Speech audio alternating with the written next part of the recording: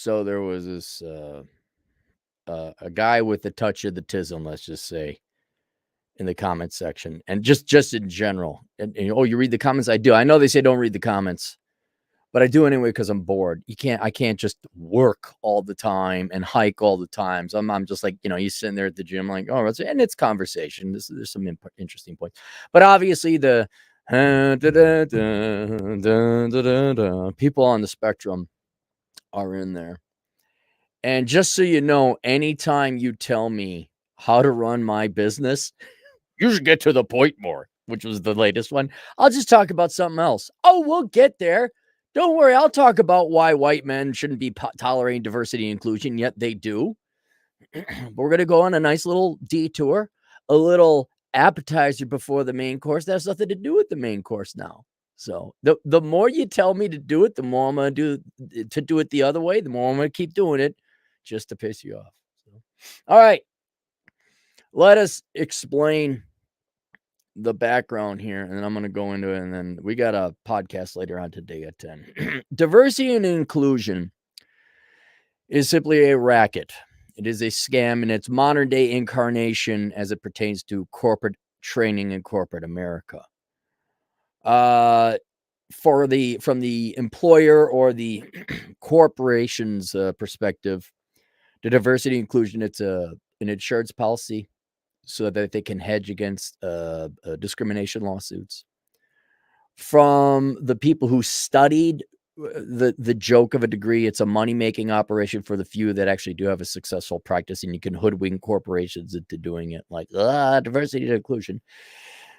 It's a marketing perspective that's outside of the scope of the corporate training, which is what I'm going to talk about. But the government has spent, I'd say, at least 2 generations now, 2.5 maybe, convincing Americans, regardless of who you are, that the most important thing about you is the way you were born and what traits you have, not whether you're smart or whether you're hardworking or whether you're a good person. It's, oh, you got this color skin or you got that color eye. Well, we haven't gotten to eye discrimination yet.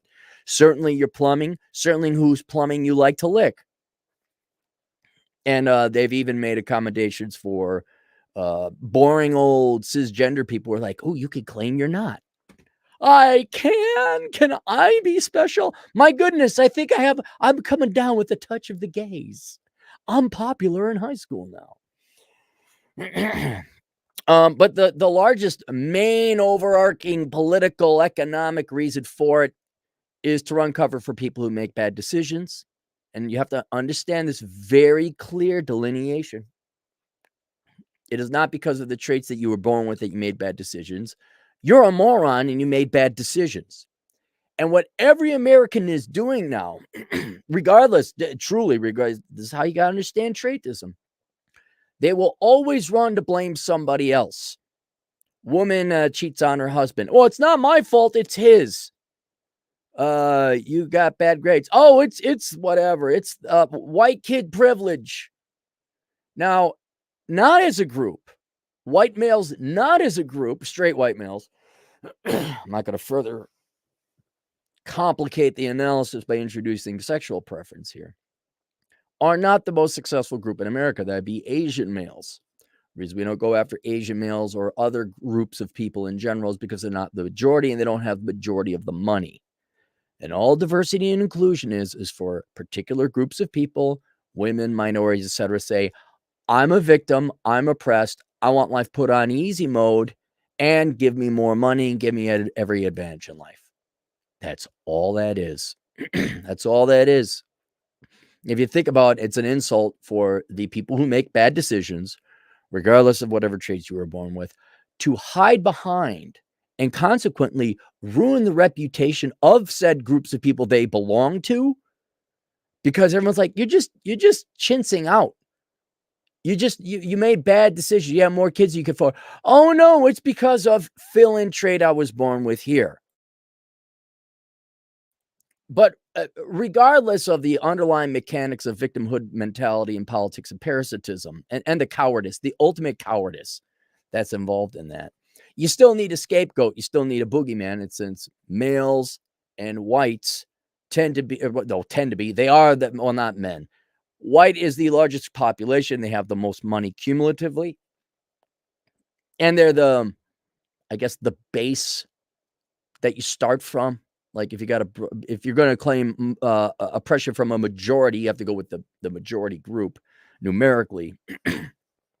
And then since males tend to make more money than women, you get the sexual, or not sexual, the sex, male, female victimhood there.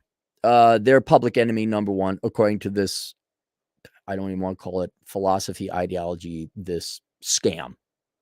That's all it is. You're not fooling me. We talked about how communism, we painted it different. We called it something different. It's just taking other people's money. And that's all it is. I don't care how many doctorate classes they offer at universities about this. You're just a bunch of lazy people who have no reservations about running and playing victimhood politics, hiding behind a trait you were born with, claiming oppression because you have that trait, ruining the reputation of the hardworking men and women who have similar traits. And then you blame whatever the majority group is. And this happens elsewhere. Look at Indonesia and the ethnic Chinese. You can see it other places. Just happens to be in the United States, whites and men. Right now, if you happen to be a white male, and you literally just got here, I'm fascinated what it's like to be a Gen Z white male, or male in general. If we just want to focus on one variable, well, you're blamed for all women's problems. You're the part of the patriarchy. You're like, I was born in 1999. What? I just turned 23. I finally moved out of my parents' house and got my driver's license. Well, I haven't even dated a girl. What are you talking about? Gen Z. I find it fascinating where it's like these young kids who have been brought up in the most pro-female, feminist, whatever environment the world probably has ever known. Maybe Sweden, it's a little bit more. And they're still oppressors. And I knew long ago with my old gray hair when it started, this is Gen X, by the way, they started pushing this diversity and inclusion stuff like, oh, you have value because you're different. I'm like, no, you don't. No, you don't. And then you can see it if you got an IQ slightly higher than anyone in business school. You're like, that's marketing, that's lying, that's politicking. You're just placating these people. You're not helping them, by the way, either. But you can see it's BS. And we all know deep down inside it's BS, unless you are actually thoroughly inculcated in an environment where you believe you actually are oppressed. And there's some true believers where you could, I guess if I was brought up by a feminist mother there was no father around, and I went to, like a cultish type of charter school, and then I went to college, and that's all my diet that my brain consumed. I could see after a while the neuroplasticity would be cemented, or the lack of plasticity, and you would be, you are convinced, just like a Christian is convinced Jesus is coming down. JC coming down, and you're sure that the men are actively out there oppressing you. Those are the real, but I think most people know it's BS, and so it's the emperor has no clothes. And so the question that I had to answer myself, I think I figured out pretty quickly. But I mean, if you say, why do white men tolerate diversity and inclusion? There you are, Mortimer Snerd, right? You busted your ass off, became an engineer, accounting, whatever. Your career, for men anyway, is the most important thing, because that's how you get everything out of life. You support yourself. You enjoy your higher standards of living. It gives you purpose and meaning. It's also how you get the girls, or at least how you used to. And now we went from, at least the ideal of a meritocracy, like the harder you work, the more you get paid, the more you get promoted. But even back in the olden days, that was not necessarily the case, especially corporate America, where it was whose ass you kissed, nepotism, cronyism. Like obviously go look at any president we've had for quite some time now. It's who was your daddy. But that's always been there. But at least there was like kind of, all right, if I make it in here, I'm the good corporate guy, or I find the right corporation or employer, I'll be able to get through the ranks based on work and merit, which should be a founding principle, and if not the most revered founding principle of any society, any economy. And then you get in there like, oh no, we quite literally, and I think men are more aware of this than, say, whites, We quite literally, in front of your face, are going to promote women over you. No ambiguity about it. They are right in your face. We are discriminating against men. Now they'll say, but we're discriminating for women. No, you can't. No, doesn't work that way. So they say, why would you participate in this unfair um, competition? And by the way, this isn't like an unfair game where like it's an unlevel playing field or they got 3 extra people on the team than you do, and there's a soccer match. And okay, you lose the afternoon soccer match. Well, you still got to play a game. This is about the most important financial thing in your life. Probably, and because finances determine everything else, outside of your health. Why this is very important. He says, "Well, why would men do why are guys even bothering?" Like Target Corporation, holy cow. Talk about a bunch of self-loathing Minnesota white men. Or any major Coke. I don't know how you're working for Coke. You sit there, well, why would they do this? Why would they tolerate it? And this is an important lesson for everybody because I'm using white men and diversity and inclusion as merely just an example of something that's largely going on with everybody else. So there's a lesson that everybody can learn. And the main thing is debt. Now, this will change, and I'll get to it later, but the average white guy today, think about the average white guy. Maybe not that bad, but pretty bad, right? Heil. And what is he? Why he wants the girls? And how do you get the girls? Well, you got to get cars. And so, younger generation, I'm going to kind of put the cutoff at Gen Z. That's a little different. We're going to get to that later. But more or less, millennials and older have been following the advice of their elders, right? And it's good you get a job and you go to college and you pay your taxes and you get the girls and you're a nice man. And in addition to political indoctrination, be the nice guy. We had this back when I was a guy. Back when I was a young man. Yeah. Oh, be the sensitive 90s guy. That lie. And that's why a lot of boomer women aren't going to get, you boomer moms, you're not getting any visits in the nursing home for that one. You're gonna take care of your mother, right? No. No. So there's the indoctrination, the brainwashing. Well, you should want to just sacrifice your career for other people, not your gender and skin color. Because you benefited unfairly. Some of these guys are dumb enough to believe it. I did. Oh, I'm sorry, people, not me.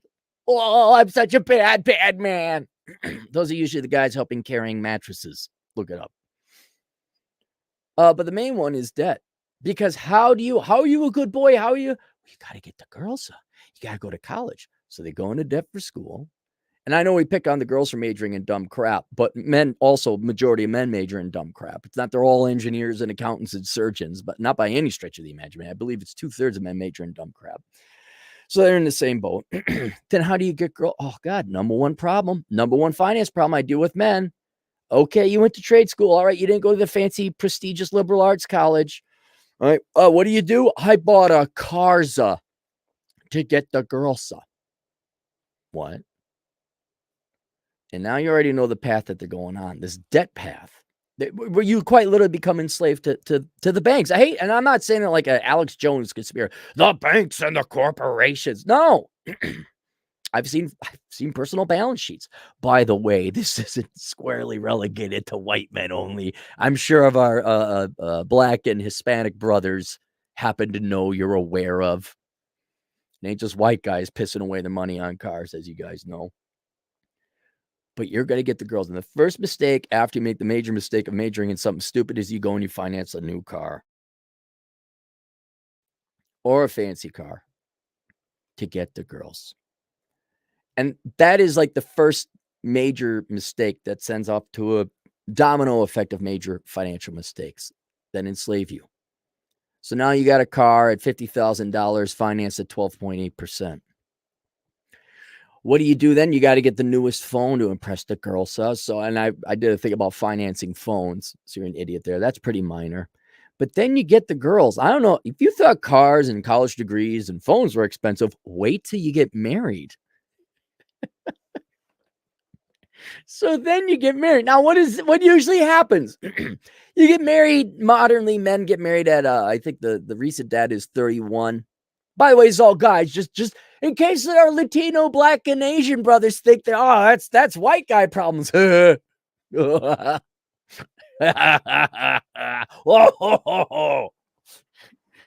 we're gonna be a diverse community on this one now, whether you like it or not. Welcome to the club, boys. Welcome all.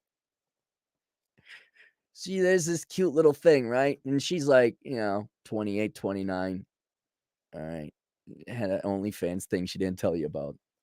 But what she does tell you about, what did they bring? Now, here's where the girls come in with their bad choices. Name me one girl under 30 that doesn't have college debt for a joke of a degree. Exactly. Oh, we haven't even talked about other men's children. I'm just talking the finances now. We're talking about debt. So she comes in with anywhere between $30,000 and $130,000 of debt. Is it for an engineering degree or accounting or something where she'd actually be not a liability? No. And who takes that on? You do. The number of guys I know that it took on their fiance, girlfriends, wives, whatever stage they're at, debt is just shocking. I did the opposite with my girlfriend. I think she had a little bit of college debt and she had some credit card debt. I'm like, that's all gone. We're not. No, you're paying that all off. Then we'll think about it. And you're going to pay rent. Wait, strong, independent woman? Which one, society? Which one you want me to do here? Oh, strong, independent, paying your own crap. There you go. Oh, you signed the dotted line. I didn't sign the dotted line. You signed the dotted line. Very interesting. I guess you get to pay for it. She didn't cry because she's a real woman, a real strong, independent woman, actually. So now you got her debt. You got probably your debt. What do? Well, that's not enough debt, apparently. So then you got to get a house. What kind of a house? Like a sensible starter house? A 2-bedroom condo where you get your foot in on the equity? How about you buy some land and build a nice, humble hut? Oh, God, no. God, no. Wifey poo requires a McMansion poo. Does it stop there? No, it don't. Because you got your crappy car and she can't deal with her crappy car that her dad bought and paid for. Wifey needs everything at standard. This is entry level. This is basic. This is just bronze level effort on your part, guys. A Range Rover. She needs a new Range Rover, preferably an Acura or Infiniti, a Lexus, And then maybe you have kids. All right. So by the time the guys are 35, certainly 40, you're enslaved. And by the way, once again, don't think if you don't share this skin color, you somehow are immune to this. I'm sure the comment section will have adequate representation from our Latino, Hispanic, and Asian brothers. Like, yeah, didn't happen to me, but happened to a buddy I know. And so let's look at the balance sheet now of your average do-gooder white guy. He might have some remnant debt of his own, especially if he didn't major in the right thing. His wife definitely has the debt, and either he's had to pay that off or it's still lingering, or they have it now in the form of a home equity line. So there's a second mortgage. In other words, that debt is still there somehow on the balance sheet. There's a ton of credit card debt, both him and the wife, because you got to keep up, because middle school, oh man, you want to talk about a game white people like to play. It's called Let's Perpetually Continue On Middle School. It's adult middle school where we have to have the coolest things and the fanciest brand clothes. I know it's not relegated. I know. I heard about rims. I know what's going on. Brand name stuff. So they keep that game going out. So now they have, let's just say at minimum $10,000 credit card debt, more like a $25,000 at higher rates. You have the main mortgage on the house. You probably might even have a third mortgage in there, but it might be wrapped in when they say, "Ooh, our house went up because we're geniuses." Oh no, it has nothing to do with the Fed printing off money and low interest rates. No, you're the next Warren Buffett, I'm sure. So there's all that equity in there. And wife is like, well, we can consolidate my student loan debt and make it our debt.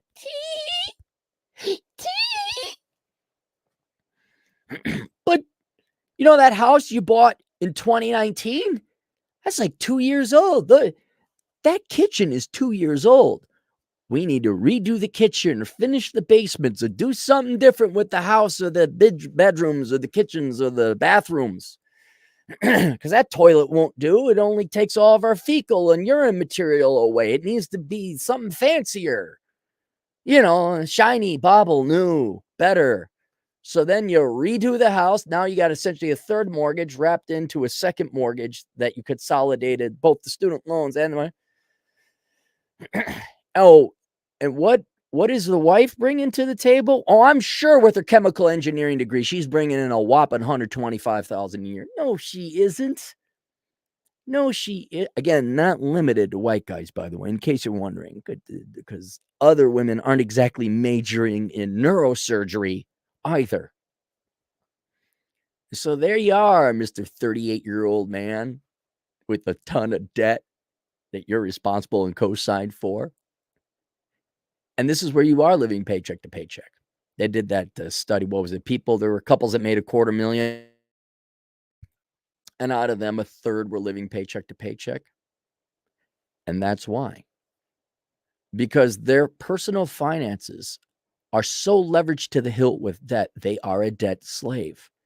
And even though your corporation literally, translating in English, is we're blaming you for their bad mistakes, you're a bad person, and we're going to actively discriminate against you and give other people preferential treatment, you will not achieve the most that you can because you ended up having kids you couldn't afford, a house you couldn't afford, a wife you couldn't afford, a college degree you couldn't afford, and refurbished house, home improvements you couldn't afford, and a car you couldn't afford. You don't have a choice. You got to deal with that. You got to accept it.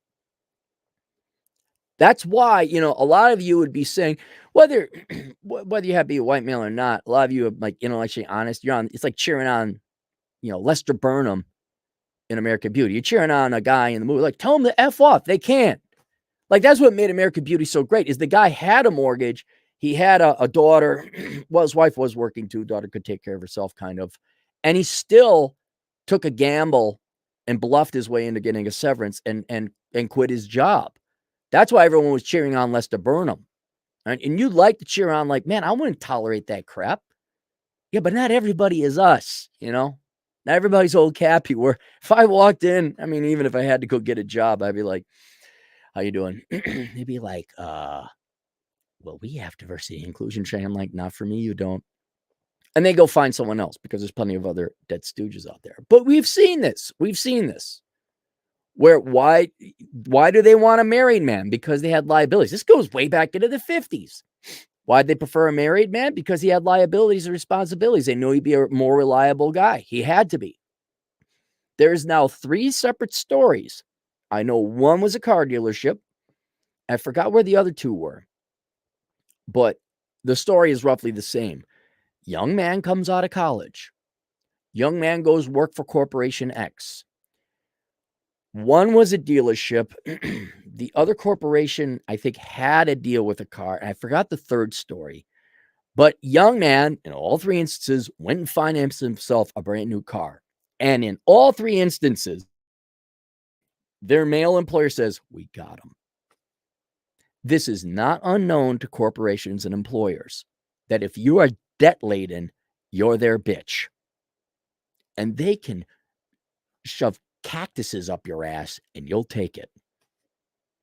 Now, using this as just a lesson for everybody, obviously this is just, that pertains to white men and why they tolerate essentially an insult, secondary treatment, unfair treatment by employers.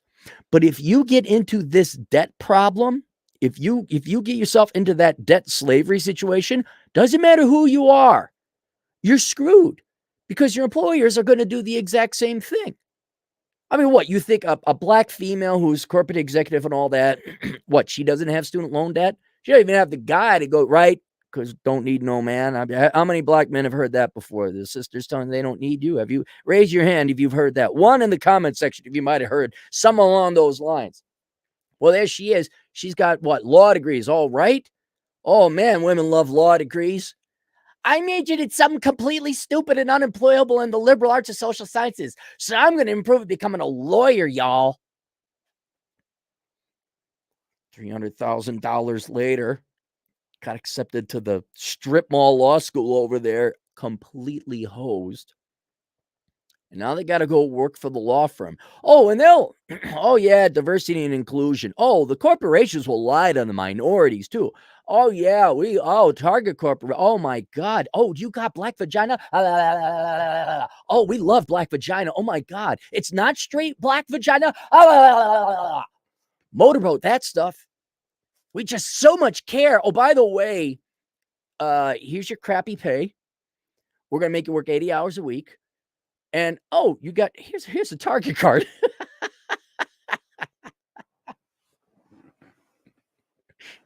You need to get a mortgage. You need to get girlfriend. I'm actually helping out, women, minorities. I'm helping out everyone here. Girlfriend, you got to. I'm curious. I'd love to hear from female minorities. Is there again going back to middle school? Is there like this middle school competition? Like you got to get that car, girlfriend. Show the white man who's boss. Like, do you have now? Are they starting to push cars on you girls? Like, you got to get that Lexus. You got to get that Infinity. Are they doing that? I'm wondering. I'm very curious. Point is, the debt enslavement trap is out there for everyone. And it starts when you're 17 and your teachers lie to you until you need to go to college. And to follow your heart and the money will follow. It'd be one thing they said, hey, you go and become a CPA or a doctor, engineer, etc. That would actually increase your wage. But it starts when you're 17. Now, for men, it's a little bit more skewed because we end up bailing out women of the student loan problems, our wives. I haven't even gotten to about the issue of divorce or alimony. All right. That's an even uphill further battle. But make no mistake about it. Learn from the white man, okay, about diversity and inclusion. They want you enslaved so they can treat you like crap. Because do corporations really want to do diversity and inclusion training? No, they don't. They're doing it so they say, oh, no, we did diversity and inclusion training. You can't sue us. They also do it because of marketing, because once again, and you have to understand how insulting this is to every American alive today. Oh, my God, gay Pride Month, which is fine, have Gay Pride Month, but how the corporations just hoodwink. How dumb do they think the gay community is? Like, oh my God, we got a flag. Buy your overpriced crap. And what's really sad is when you see what I would say is the not gay people, or the not straight people. They claim to be not straight, but they actually are straight. They just act like it because they literally have nothing going on in their lives. Like look at any of anyone on Twitter who has a flag. Like I'm trying to think. I don't even put the American flag on my Twitter handle because well, I'm American, I guess. But where they're like, when he's like, this is corporate profiteering. Like, you just hate non-straight people. Like, no, I really don't. It's like, oh, wait, you're actually not gay. You're straight. You just claim to be gay so you could be popular and have something in value in life. You look at them and like fat and disgusting slobs. That's what they think about you. It's what they think about you. And they're like, oh my God, OMG, we're just come work for us. They're trying to lower your price. We're so welcoming of Group X. You're like, I'm part of Group X. I will come in and sell for $10,000 less. No. They want to pay you less. They don't want you to sue them. They're using it as a marketing shtick. Now, that's what I was going to say is how insulting is it? Like, you have no redeeming qualities except for the traits you were born with. Those aren't qualities. You didn't earn those. Oh my God, you have brown eyes? It's a brown-eyed person sale. Oh, screw those people with the blue eyes, man. They're so blue-eyest. They're so eyest. And you people like, yeah, here's my money and I'll work for you. What? Sign up for a 17% credit card? Wait a minute. Why does my life suck? They're all coming after you. All of you. And so that's why. That's why white men generally have to tolerate diversity and inclusion. Now, this is changing because as the younger, this is why I say Gen Z is a little bit different. The main reason, and this pertains more to men, but I think women, not as much, but still somewhat so applies, a general trend. I still think Gen Z women are going the careerist route. You're still being sold materialism. You're still being sold that, like, oh, because you have hoo-ha and you might be a not white person. Oh my God, I'm a mate. No, you're not. You're just another human being. Sorry. But particularly men, this is why I think corporations are going to have a problem, especially as it pertains to white men in this particular example. The number one reason men go into debt and try so hard is because they want to get the girls up. And if you've noticed, Gen Z guys and whatever comes after that, alpha maybe, these boys are dropping out. This is the great resignation. It's the laying flat, whatever you want to call it. But whatever criticisms you might have about that, if they are NEETs, neither in employment, education, or training, they're not going to get the girls up. And in not chasing the girls up, what do? Well, you're not going to buy the cars up. Hell, how many of them don't have the driver's license? You're not going to go to college for some worthless joke of a degree. You probably don't even go to college. You're not incurring any debt. You're then not going to get a McMansion or a house because you're not going to qualify for it because you don't have it. And you, even if you want to bail out the girl over student loan debts, you couldn't because you don't have the money. You're living at home or you're just mailing it in. And maybe you do make a lot of money. We've had clients where the guys are making a lot of money. They're like, no, I'm not dating girls. I'm hiding my power level. If I date girls, I don't tell her. And they're certainly not getting married. And now all of a sudden, all the divorce, alimony, child support, that's off the table. And in not pursuing that one thing, the girls, men eliminate about 85% of the risk of that debt enslavement occurring. Hell, and then you guys, ladies, you then vote in welfare programs, stimmy checks, UBI. And these guys are like, well, I don't have to do anything.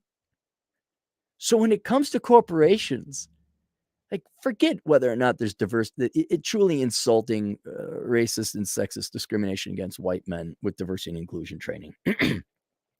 What's the number one complaint of employers? We can't find anyone worker jobs. And then you throw in the nepotism, the corporate politics, the rah-rah female. We're going to promote women over men. We're going to promote non-whites over whites. Corporate America was already a mental insane asylum. Now it's just even more so. You're not even going to get them in the door. And they don't have to walk in the door because they're living just fine. They don't have the debt. They're not debt slaves. And like I said, women are not, there is, I think, some progress and improvement, but not as much. I think women are, well, there's no men, so I'm going to pursue my career in education and still going to go into debt in that regard. But I don't think, they might even buy homes too, but that family there, that's gone. That's gone. And so I don't know who's going to be around that is a debt slave, who is beholden to a mortgage, a second mortgage, auto payments, credit card bills. They're living at home, or they're living in government housing, or you gave them stimmy checks or whatever else. And so, as I predicted, corporate America is going to evolve into nothing more than brand names. That's all it's going to be. And once again, Target's a perfect example. What is Target? Does Target produce the stuff? No. Does Target even build its own buildings? No, it pays contractors to do that. Target is that big circle, the red Target with the dog maybe. That's Target. Sure, they pay some people, continually recycling revolving door of low-paid stock boys and stock girls. There might be some managers and all that, but they pay the truckers to do the trucking. They pay Chinese folk to produce all the stuff. All the tchotchkes or tchotchkes or whatever it is, the liberal white women buy. Oh my God, crap I don't need. Here's a credit card on my Target credit card. Maybe there's a finance division of Target. But what is Target? All Target is keeping that brand name up. Look at how cool and edgy we are. I don't know when the last time a straight white male ever starred in a Target commercial because that's the marketing, that's the advertising. All the real work is done by real men and women working at real corporations, real jobs, contractors building. The Target Corporation doesn't have a construction division. Target Corporation doesn't have factories in China. And so when you think about it, the vast majority of economic production is not done by these brand names. And you will find it's kind of an evolution. In Germany, was it Mittelgeschaft? I think that's what it calls. My German is horrible. Somebody in Germany. But the German economy, and it may not be this way anymore, back in the day at least, was heavily reliant on these medium-sized firms. They weren't Bayer or Volkswagen or these big flagship corporations that Germany had, but they're the medium-sized ones. And I think that's where the future of employment is going to be.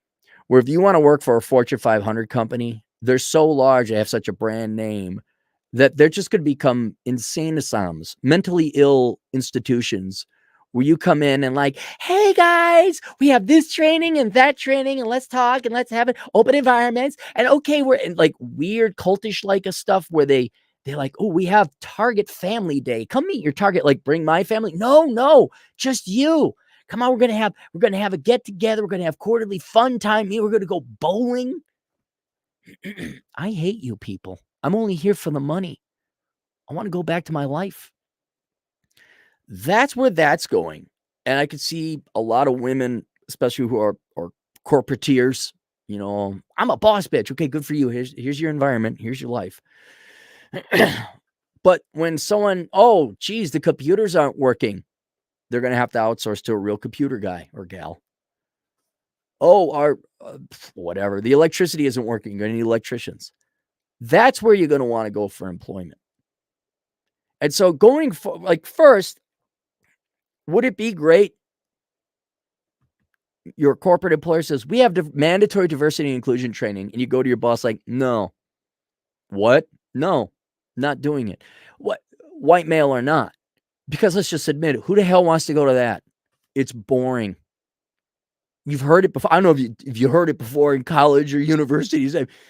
You may have heard, yeah, white man bad. We got it. Yeah, okay. All right, microaggressions. Yeah. Okay.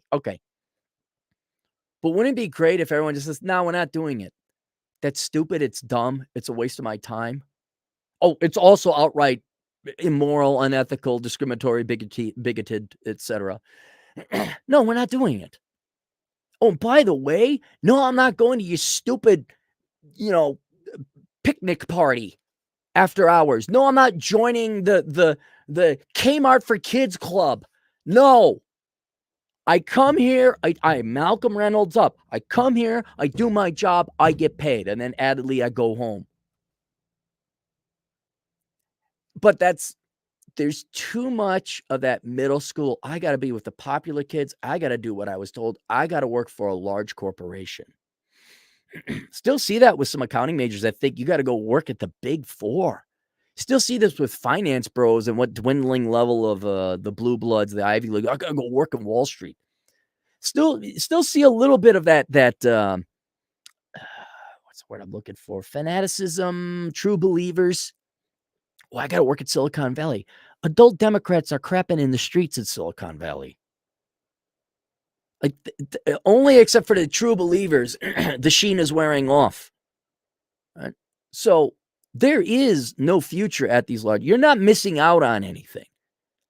And for any young man, particularly white men, but for anyone in general, you don't want to put yourself in the position of being a debt slave. So you don't have to tolerate the circus.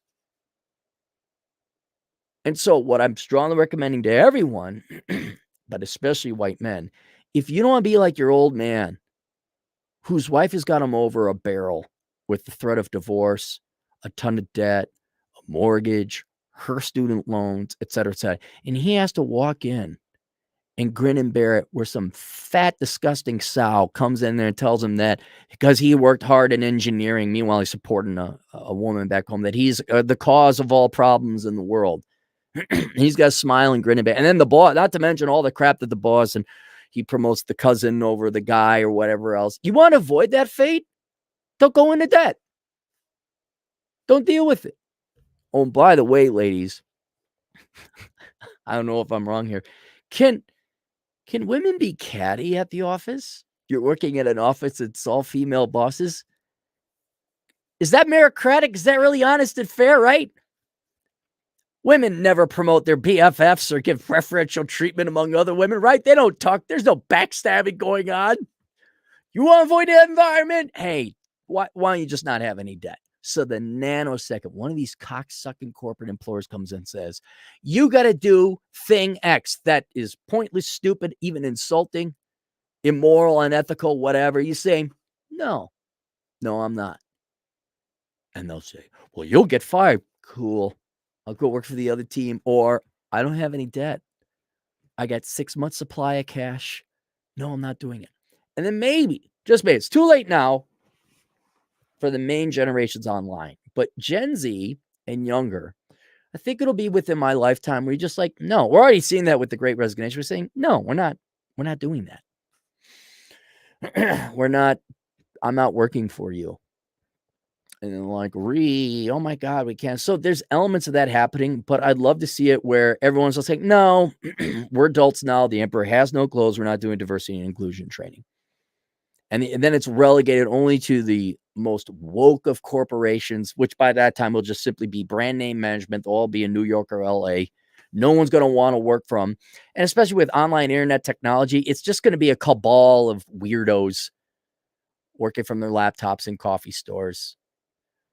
You know, I kind of see it going the way of New York publishing houses like Simon & Schuster. What is it? It's got to be like 3 people, all related, all cousins and mothers and sisters and brothers of each other's fathers and wives and husbands, just giving each all these New York ass wipes. Like, oh my God, they came up with, wow, another book about gay people, huh? Wow. Oh man, that's great. Simon & Schuster, Penguin Publishing. Oh yeah. Like, I got to imagine it's just a bunch of people with their laptops. There's no building anymore, is there? It's just a bunch of people who still think they're cool, still think they run the publishing industry. All right, so there you go. Link below is Bachelor Pad Economics. It'll help you avoid such an impossible situation. Yeah, that too. No, you're right. You're right, Juan. You're right. I think white people are cowards and weaklings in many regards. But there's people I know like, man, I'm not going to tolerate that, but they can't because they got debts. So that's the main reason. But yeah, there's some people who actually believe, oh, I did something oppressive. I'm like, no, you didn't. Shut up. But yeah, there's that group of people. I mean, and I saw that very commonly in Minnesota. There's no place where white people hate themselves more than Minnesota. Scroll. I saw a couple. Freedom, MMC, $5. Oh, by the way, subscribe to the channel because we got 300 people, so I can get up to 100,000. Podcast in an hour. I got to clean out the email a little bit more, and then we're going to talk about why teen girls should absolutely have transgender surgery. What? Yeah. Freedom, MMC, $5. The most important position in the country is the Federal Reserve Chair. This position has been held exclusively by white people since its inception. Yeah, okay, good. until I know everyone thinks the Federal Reserve is different than the government. It's the government. But I would say the most powerful thing would be the Congress, followed by the president. And then they create the rules and the laws. Hey, we're going to print off more money. And the Fed kind of has to go along and kind of like keep the monetary apparatus together. I mean, no doubt it's a powerful position, but it's irrelevant. What?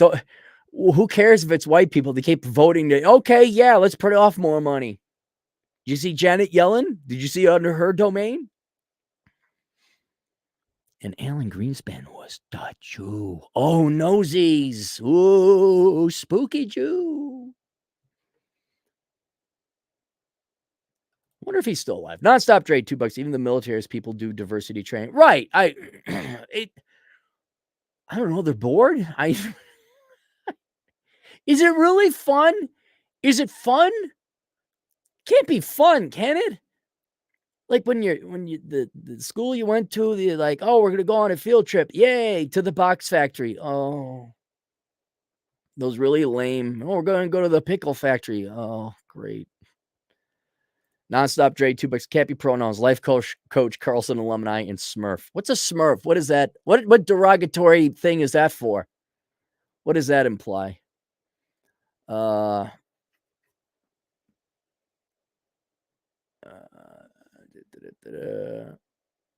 Michael Morgan, 5 bucks. I don't know about you guys, but I explicitly put in my resume if a company has diversity quotas, affirmative action policy to rescind my application. I'm good.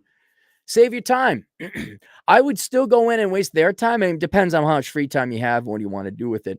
But you could go in an interview and they start, well, what do you think about what's your plan on diversity and inclusion? I'm like, well, it's racist and discriminatory. No, let's keep talking some more. Like, I mean, really, you should at least waste their time and talk to them a little bit. Like, oh, that's interesting. So you give preferential treatment to women and minorities. Well, why would I work here? Well, no. It's just we encourage them. Okay, I've seen enough. No, ask me about what my favorite color is and why. Let's continue that BS. See, the BS was already there. It's just the newest version of BS. And I'll tell you this. Here's another thing. I don't know what the economy is going to do without white men. Just think about that for a second. What if white men don't work or they're not in those positions anymore? Now, here's the thing. That's coming. Well, wait, because the whites are a lesser population, and that too, but not so much. What you think today's young kid, compare Gen Z white men, if you want, to the World War II generation. You think these Zoomers are going to come in and you take over the role and contribute? This is why you might want to get solar panels, guys. It's not a joke. Not a joke. Oh, we caught up. There you guys go. All right. Bachelor Pad Economics link below. If you want to get your finances together, at that end, link to it below. If you want to not be in this position, why don't you take my course on Teachable, Achieving Financial Excellence? That isn't directly related to not going into debt, but it definitely does help. That's the first step if you want to get your financial life together. That's always open for enrollment through Teachable. Go and search the Clary School of Economic Philosophy. And I don't know, for 99 bucks, there you go. All right. See you guys later. Toodles.